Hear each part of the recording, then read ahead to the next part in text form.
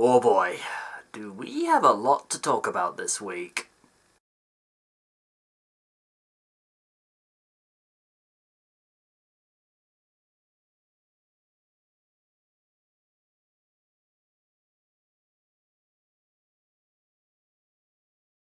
I want to start with the pacing. I didn't even notice the time go by. I thought each scene transitioned from one to the next real smooth. Whether you're looking at Zero XL taking off from Tracy Island to then docking up with Thunderbird 5, and then seeing them go to the Oort Cloud, and then transitioning from deep space to sea with Fab 1. I thought that was a nice touch. So glad to see Jeff finally in the picture.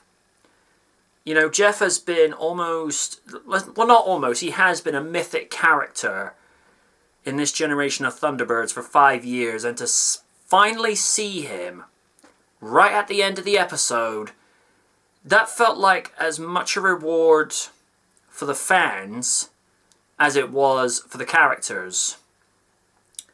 You know, I think when Scott is looking up and realizing that it's Jeff that saved him from falling, it's like, that was our reaction. Just look at it, goes, Dad! You know, that sort of realization that, you know, a relative you haven't seen for almost a decade, and there he is, right in front of you. That was a feel-good moment. And just the just the wit that Lee Majors put in, where it's just like, I got you, son. Now what do you say we get out of here? Now this is probably me just nitpicking for the sake of nitpicking, but considering Thunderbird 2 had to have mods just to be able to go into space, the idea that she's now in space, along with Thunderbird 1 having no extra modifications put onto her. I know that the mods were put on Thunderbird 2 to help her escape Earth's gravity, but it felt like it was lazy writing. The way that, oh, Thunderbirds 1 and 2 can travel through space and be just like Thunderbird 3.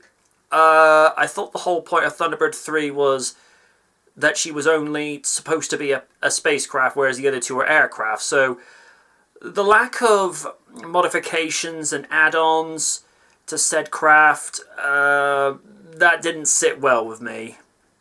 I mean, it was cool to see them all sync up to form the second Zero X, but that little thing bothered me. And the idea of using Thunderbird 4 as a means of being a sensor input to feed information back to the rest, why couldn't you use the reconnaissance drones that were aboard Thunderbird 1? That would have made a lot more plausible sense. And, you know, I'm probably, once again, making mountains out of molehills, but when did Thunderbird 4 become a spacecraft? Now, I know some people will go and say, oh, Deep Search, she was out in space. Yeah, I'd like to add she drilled into that ice moon and then went underwater. The idea of Thunderbird 4 being lowered from a cable from Thunderbird 2 while in space, that, I've been this show's biggest fan in the 5 years that I've been watching, commenting, and promoting this. That I'm looking at like, okay, we're not only jumping the shark, but we're jumping the Rex as well. So that's a D note for writing. The rest of the writing is fine in terms of dialogue, in terms of wit and repartee and camaraderie between the characters, but those two bits with regards to the craft being in outer space that are supposed to be earthbound vehicles, that, I'm sorry, that didn't make any sense to me. And also, particularly if you're looking at this from the perspective of Virgil, Gordon, Alan, and Tintin, they go to their suit-ups and go down their launch tubes. Ain't that going to be a little bit awkward for Virgil when Thunderbird 2's not at the end of it? When it's been put together with the Zero XL on that launch pad away from the island? Same thing with Alan, because he's supposed to be lifted via that hand crane and then put into Thunderbird 3. So, yeah, the launch, the gear up for launch, that made no sense this week. If the craft weren't already there and they were in their respective silos and launch tunnels and what have you, then I could get behind that. But that little bit is just like, nah, sorry. That didn't sit well with me. And thing I'll end with writing, I like the way that they're continuing Fuse's character development. You can see there's that little twinkle in his eye that the man actually has some compassion and he doesn't want to be, a complete anarchist like Havoc and their boss. I mean, his excuse is, we don't want to disrupt the plan, just like the boss said, but really, you got to be thinking at the back of his mind, he's just like, is this right?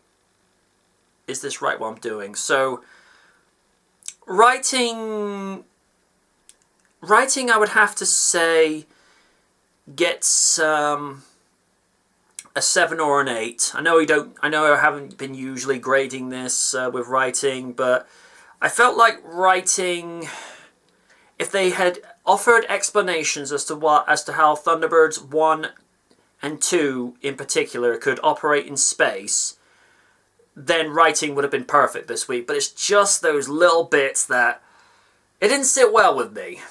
So writing's okay. I think where it shines the most is just the dialogue and seeing the payoff with Jeff at the end, but it's the technical modifications or lack of that they didn't put on Thunderbirds 1 and 2 that didn't sit well with me. So writing's okay. As I've been very candid over the last 5 years with this show, the regulars knock it out of the park. Rasmus Hardiker, out of the regulars, I felt like he was probably the strongest performer this week. Probably more so as Scott Tracey than Alan. David Mencken, I don't think he had a lot to do as Virgil. Probably more so as Gordon. And he was fine with that. Yeah, I'm usually known for being consistent and knowing the voice actors, so I apologize for getting some things wrong, but I felt John's voice actor was really, put in a decent performance. Same thing with, Kayvan Novak as Brains. I felt like he really had a lot to do for the character, considering, the character actually went out on a field mission. Well, the longest field mission they've ever gone out on as a team. Chris Jarman, I think this is probably his best performance as the character, because as the mechanic, he was always that very grim and gritty and, very sort of gruff, almost like a Batman grouch, but he seems to have lightened up in the last few episodes, ever since he's come over to the camp of International Rescue. And Jarman, there's almost like a little bit of, I don't want to say humor, but there's more personality to the voice than there was before. So that was good. David Graham as Parker knocks it out of the park. Same thing with Rosamund Pike. I want to touch again with Rasmus as Scott. I feel like in the 5 years that the show has been on, I feel like Rasmus has really shown an evolution of the character of Scott Tracey, because even though he's the eldest brother, he's also almost had to be like a father to the rest of them. He's being a sibling and a parent at the same time in his father's absence. And I think that's weighed on the character's story arc a lot, because he knows he can't make too many mistakes, and the leader is always the first one in and the last one to leave, as is evident with when they went into the planetoid. And when they're out of the makeshift cabin that Jeff had made out of the Zero X, he's looking around, it's like, where could you be? He's always making like a good look around the area. And that's what a good leader does. A good leader is always putting the wants and needs of everyone else above their own. And there he is, like, looking for his father. And I feel like when he looks up and he realizes that his father had actually saved him from falling into the the eternal abyss,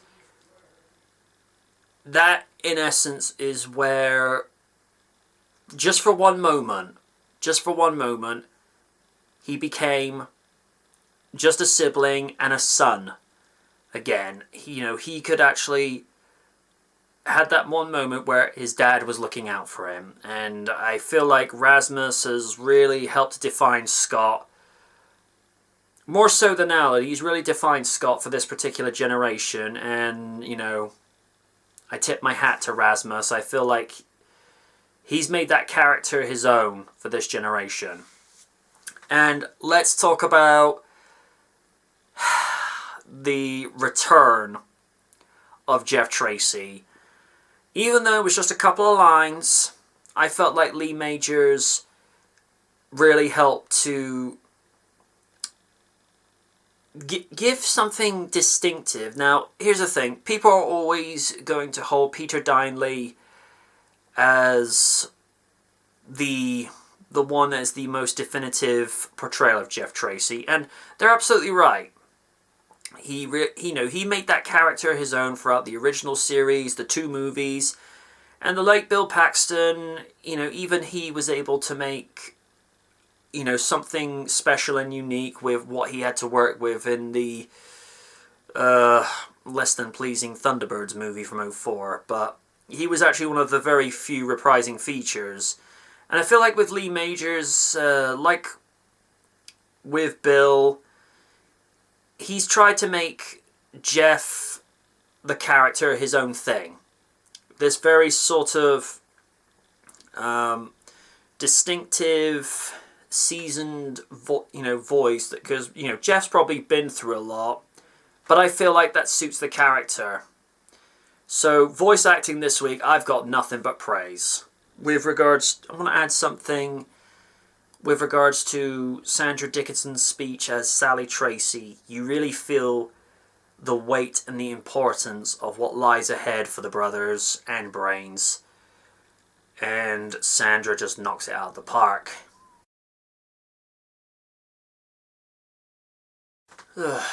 You all know how I feel about the space animation that they do for this show, so I'm just going to keep it short. Because the space animation, particularly with the Oort cloud and the asteroid debris and the planetoid, is just, it's just first class all the way. The transition from going to deep space to the ocean back on Earth, I felt was really smooth, as I mentioned earlier with writing. But the main focus I want to pay attention to is the render of Jeff Tracey in 3D. And this is, like I say, the first proper ever look we're getting at the character. It was teased a little bit with Virgil's painting of 1 or 2 episodes back.